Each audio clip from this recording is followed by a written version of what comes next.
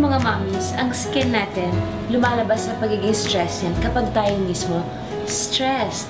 Kaya para maiwasan ang pagiging stress natin sa mga araw na dumarating sa buhay natin bilang mga mommies, try to have a little time for yourself or enjoy time with your baby.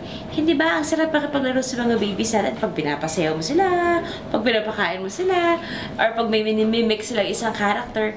And remember, itong mga times with our babies na ito, you can never turn it back pagka malalaki na sila at nagiging pasaway na sila. So this is the perfect time to spend plenty times with your kids. And kapag ka-feeling nyo hindi nyo na kaya ang araw na ito dahil punong-puno na kayo na stress, try having a walk or taking a bath. Sing while taking a bath. Enjoy your bath time. Diba? Iyan lang ang pwede kong i-advise sa inyo. Bath time is the perfect time of the day for me. Mommies, remember, when you take care of yourself, it shows.